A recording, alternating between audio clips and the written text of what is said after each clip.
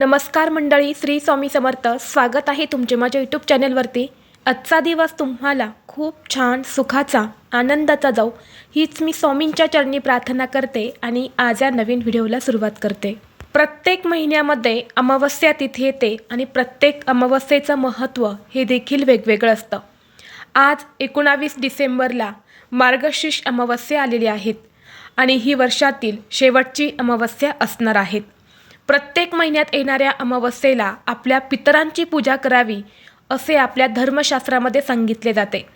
परंतु दर महिन्याला येणाऱ्या अमावस्येला आपल्याला पितरांची पूजा करणं शक्य नसेल तर किमान मार्गशीर्ष अमावस्येला आपल्या पितरांची पूजा ही अवश्य करावी असे आपल्या धर्मशास्त्रामध्ये सांगितले आहेत.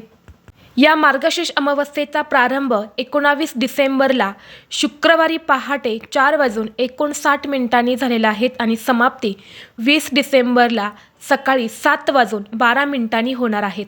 आणि म्हणून ही मार्गशीर्ष अमावस्या एकूण 2 दिवस साजरी केली जाणार आहेत. आणि म्हणून या अमावस्येला मार्गशीर्ष अमावस्या तसेच शनी अमावस्या या नावाने सुद्धा ओळखली जाते. ज्या घरात आज मार्गशीर्ष अमावस्येला संध्याकाळी हा एक उपाय केला जाईल त्या घरात नेहमी माता लक्ष्मी अखंड वास करेल. कारण मार्गशीर्ष हा महिना माता लक्ष्मीला समर्पित आहे आणि मार्गशीर्ष अमावस्या ही देखील माता लक्ष्मीला समर्पित असणारी तिथी आहे. त्यामुळे धनप्राप्तीसाठी आणि लक्ष्मी प्राप्तीसाठी मार्गशीर्ष अमावस्या हा दिवस अतिशय महत्त्वाचा मानला जातो. जर तुम्हाला आयुष्यामध्ये सतत आर्थिक अडचणींना सामोरे जावं लागत असेल, सतत काही ना काही आर्थिक अडचणी येत असेल, तुमच्या घराची भरभराट होत नसेल, घरामध्ये पैसा टिकत नाही किंवा घरामध्ये हवा तसा पैसा येत नाही, पैसा आला तर तो कोणत्या कारणाने बाहेर जात असेल, म्हणजे जिथे तुम्ही 5 रुपये कमवतात तिथे तुमचे 100 रुपये खर्च होत असेल, म्हणजेच घरात पैसाच टिकत नसेल, तर या सर्व कारणांवरून समजते की आपल्या घरात माता लक्ष्मी स्थिर नाही. घरामध्ये लक्ष्मी स्थिर असणे म्हणजे फक्त पैसाच असणं असं होत नाही, तर आपल्या घरामध्ये एक प्रकारची सुख, शांती, समृद्धी असणंसुद्धा तितकंच महत्त्वाचं आहे. जेव्हा आपल्या घरामध्ये सकारात्मक आणि आनंदाचं वातावरण असतं तर यालाच लक्ष्मी नांदणे असे म्हणतात. आपल्याला सर्वांनाच पैसा तर हवा आहे, परंतु त्यात घरातील वातावरण हे पैसा स्थिर राहण्यासाठी अनुकूल असणंसुद्धा तितकंच महत्त्वाचं आहे. म्हणून आज मार्गशीर्ष अमावस्येला तुम्ही काहीच नाही केले तरीही चालेल, पण संध्याकाळी कापुरासोबत जाळा ही एक वस्तू. ही वस्तू जाळल्याने घरातील इडापिडा, वाईट नजर, अडचणी, दारिद्र्य, भांडणे, वास्तुदोष, पितृदोष, नजरबाधा नष्ट होऊन घराची, मुलांची, पतीची अगदी भरभरून प्रगती होईल. घरात अखंड लक्ष्मी नांदेल. तर अशी कोणती वस्तू आहेत जी संध्याकाळी कापुरासोबत जाळायची आहेत, कोणत्या वेळेत हा उपाय करायचा आहे, याबद्दलची संपूर्ण माहिती या व्हिडिओमध्ये मी तुमच्यासोबत शेअर करणार आहे. त्यामुळे तुम्ही हा व्हिडिओ स्किप न करता शेवटपर्यंत नक्की पहा. चॅनलवरती नवीन असाल तर सबस्क्राईब करा आणि असेच माहितीपूर्व नवनवीन व्हिडिओ पाहण्यासाठी बेल आयकॉनलाही प्रेस करा, म्हणजे जेव्हा कधी मी नवीन व्हिडिओ अपलोड करेल त्याचं नोटिफिकेशन सर्वात अगोदर तुम्हाला भेटेल आणि तुम्ही एक पण व्हिडिओ मिस करणार नाही. व्हिडिओमध्ये मी तुम्हाला जो उपाय सांगणार आहे तर हा उपाय आपल्याला आज 19 डिसेंबरला शुक्रवारी संध्याकाळी करायचा आहे. संध्याकाळी 6 वाजल्यापासून ते अगदी रात्री 12 वाजेपर्यंत हा उपाय तुम्ही कधीही करू शकता. कारण ही मार्गशीर्ष अमावस्या संपूर्ण दिवसभर आज असणार आहेत, संपूर्ण रात्रभर असणार आहेत आणि उद्या शनिवारी सकाळी 7:12 ती समाप्त होणार आहेत. आणि म्हणून तुम्ही हा उपाय सायंकाळी 6 ते रात्री 12 वाजेपर्यंत देखील करू शकता. परंतु जर तुम्हाला शक्य असेल, तुमच्याकडे वेळ असेल तर हा उपाय तुम्ही सायंकाळी 6 वाजल्यापासून ते 9:30-10 वाजेपर्यंत करण्याचा जास्तीत जास्त प्रयत्न करा. कारण का बघा, ती जी वेळ असते ना तर ती आपल्या घरात लक्ष्मी येण्याची वेळ असते, तिन्ही सांजेची वेळ असते आणि त्या वेळेला सकारात्मक लहरी या खूप जास्त प्रमाणामध्ये सक्रिय असतात. आणि म्हणून त्या वेळेमध्ये हा उपाय जर आपण केला तर तो खूप जास्त प्रभावी ठरत असतो. परंतु नाही शक्य झालं तर रात्री 12पर्यंत केला तरीसुद्धा चालेल. तर पहा, कापुराचा जो धूर असतो ना तर तो धूर दैवी आणि खूप शुद्ध मानला जातो, जो आपल्या घराला, पूजास्थानाला पवित्र आणि सकारात्मक ऊर्जेने भरत असतो.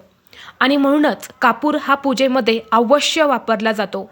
घरात कापूर जाळल्याने घरातील वातावरण हे सुगंधी राहते, तसेच घरात असणारी नकारात्मक ऊर्जेचा, नकारात्मक शक्तीचा हा नायनाट होतो. आणि मार्गशीर्ष अमावस्येला हा उपाय केल्याने घरातील वादविवाद थांबून आनंदाचे वातावरण निर्माण होते. तसेच हा उपाय जर आपण केला तर घरातील प्रखर पितृदोष हा देखील कमी होऊन घरात सुख, शांती, समृद्धी नांदत असते. तसेच वाईट शक्तीपासून, वाईट नजरेपासून आपल्या कुटुंबाचं, आपल्या घराचं संरक्षण होत असतं. तसेच घरातील मुलं जर सतत हट्टीपणा, चिडचिड करत असेल तर हा उपाय केल्याने घरातील लहान मुलांचा हट्टीपणा, चिडचिडेपणा हा देखील कमी होतो. तसेच हा उपाय केल्याने आपल्या घरात होणारी रोजची भांडणे, क्लेश, मतभेद, आजारपण हे देखील पूर्णपणे दूर होते. आता हा उपाय करण्यापूर्वी तुम्हाला सर्वप्रथम तुमच्या देवघरामध्ये जो दिवा तुम्ही नेहमी लावतात तर तो दिवा लावून घ्यायचा आहे. धूप, दीप, अगरबत्ती लावायच्या आहेत.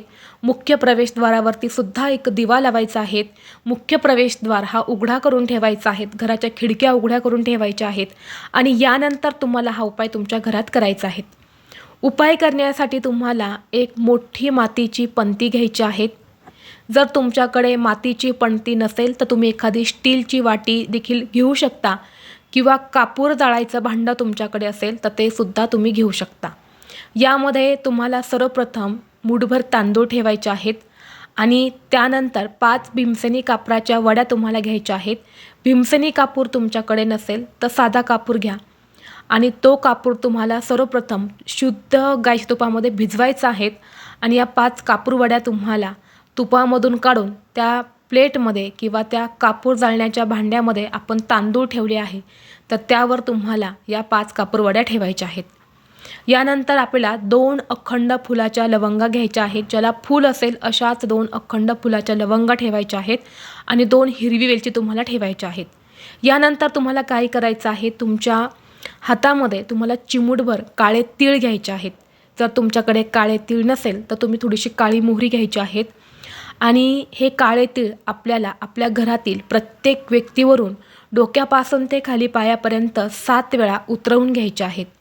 खास करून घरात लहान मुलं आहेत तर त्यांच्यावरून तुम्हाला हे काळे तीळ उतरवून घ्यायचे आहेत. यानंतर आजारी व्यक्ती आहेत तर त्या व्यक्तीवरून सुद्धा तुम्हाला उतरवून घ्यायचे आहेत. यानंतर तुमच्या मुख्य प्रवेशद्वारावरून सुद्धा हे काळे तीळ तुम्हाला वरपासून ते खालीपर्यंत 7 वेळा उतरवून घ्यायचे आहेत. आणि उतरवत असताना श्री स्वामी समर्थ या मंत्राचा जप करायचा आहे. यानंतर हे काळे तीळ जे आहेत तर ते तुम्हाला त्या कापूर जाळण्याच्या भांड्यामध्ये किंवा प्लेटमध्ये तुम्हाला टाकायचे आहेत.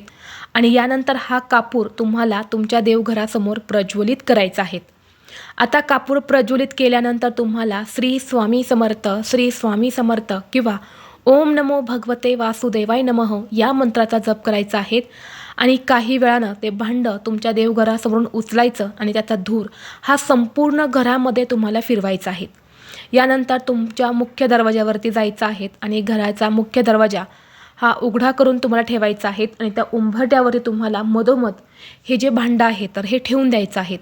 जोपर्यंत यामधल्या वस्तू जळत आहेत तोपर्यंत तुम्हाला याच मंत्राचा जप करायचा आहे. यामधील सर्व वस्तू शांत झाल्यानंतर त्यामध्ये तुम्हाला थोडंसं पाणी टाकायचं आहे आणि बाहेर ते तुम्हाला फेकून द्यायचं आहे, किंवा तुम्ही निर्माल्यामध्ये देखील टाकू शकता.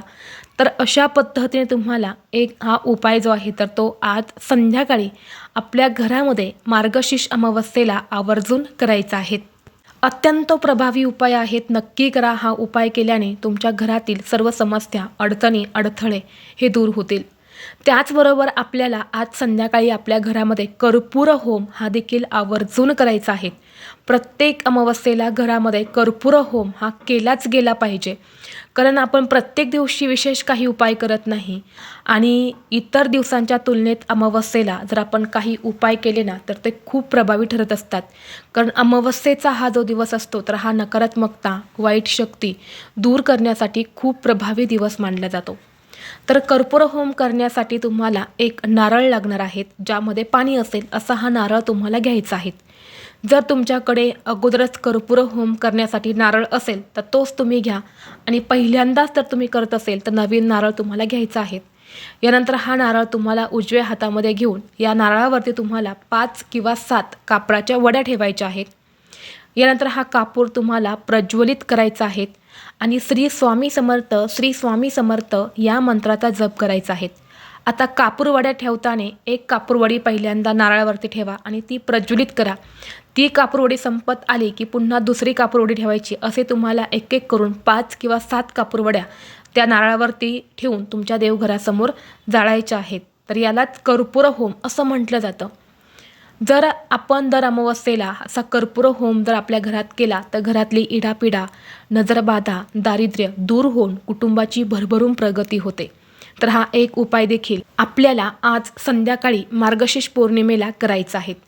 त्याचबरोबर जर घरामध्ये सतत नवरा बायकोंची भांडणं होत असेल, दोघांचं अजिबात पटत नसेल, कोणतीही गोष्ट बोलायला गेल्यानंतर त्याचं रूपांतर हे भांडणामध्येच होत असेल, तर आज संध्याकाळी दोघांनी मिळून एकत्रित भगवान विष्णू यांची पूजन करायचं आहे आणि 2 कापूरवड्या आणि 2 लवंगा जाळून त्यांची तुम्हाला आरती करायची आहेत.